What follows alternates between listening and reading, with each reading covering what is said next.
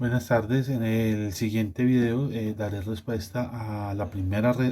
pregunta del bloque de preguntas referente al libro El derecho de los jueces. La primera pregunta es: ¿cuál es la finalidad del autor en el capítulo 3 y 4? Principalmente en el capítulo 1, la finalidad del autor es dar a entender cómo los jueces están sometidos a la Constitución y al imperio de la ley para realizar su actividad judicial bajo una doctrina contemporánea vinculante del precedente, aunque esta doctrina muchas veces no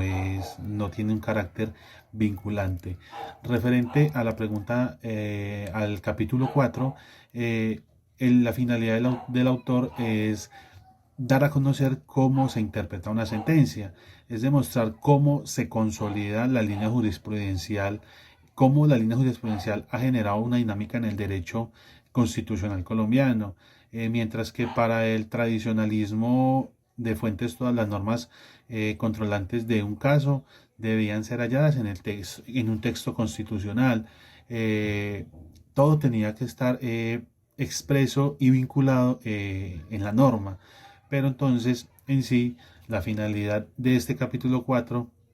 es dar a entender cómo interpretar una sentencia.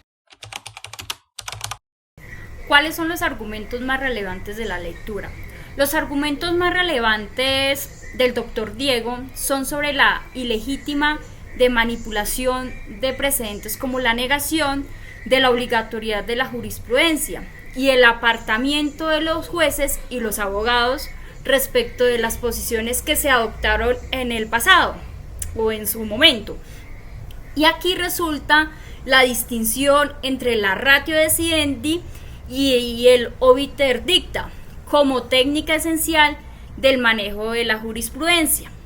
También en la postura del doctor Diego sobre el papel de la doctrina como fuente jurídica y no como un criterio auxiliar. Lo que quiere es deshilar esa parte criterio auxiliar y dejar que la doctrina es una fuente jurídica.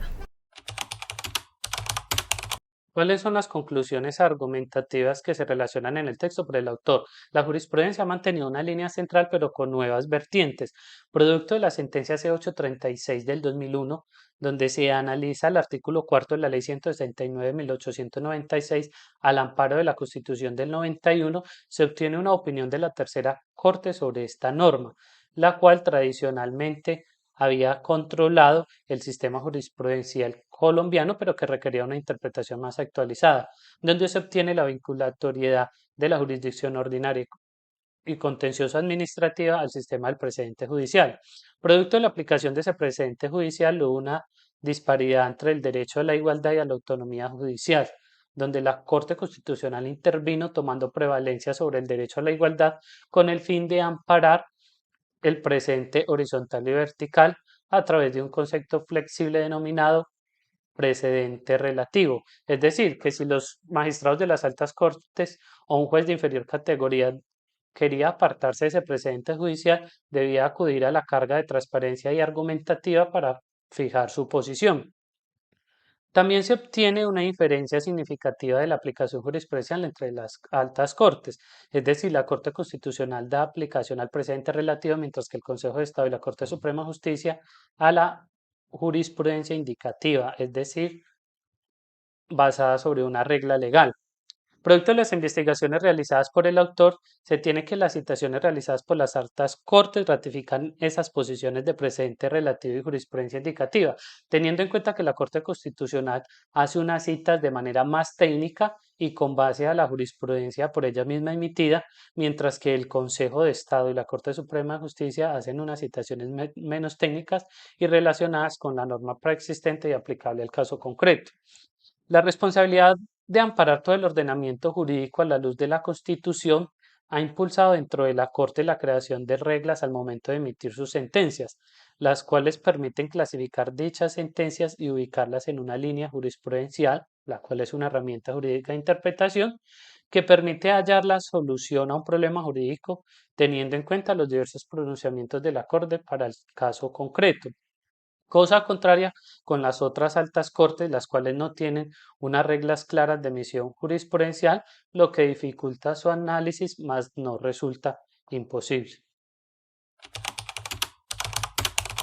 Mis conclusiones como jurista estriban en realizar un análisis de la aplicación del precedente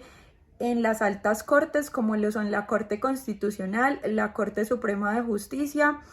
y el Consejo de Estado. Esto por cuanto tanto el precedente horizontal y vertical requieren de una argumentación extensiva, lo cual nos lleva a una seguridad jurídica. De otro modo, es importante acotar que el hecho de no existir una debida motivación en las sentencias judiciales conlleva a sanciones disciplinarias, pues esto nos permite, tanto a los juristas como a la ciudadanía en general, conocer las razones a fondo de las sentencias judiciales.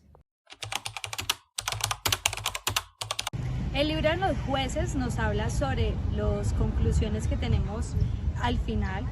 y de estas nos envasan en la Corte Constitucional, como es la jurisprudencia, las cuales tienen unos errores basados en la vía de hecho, y estas nos hablan sobre que deben mejorar la Corte Suprema de Justicia, ya que ellos tienen un error en los errores fácticos que nos expresan, y de esta en algunos procedimientos relacionados en los cuales no tenemos basados en la Constitución. Sin embargo, la Constitución nos habla sobre algunas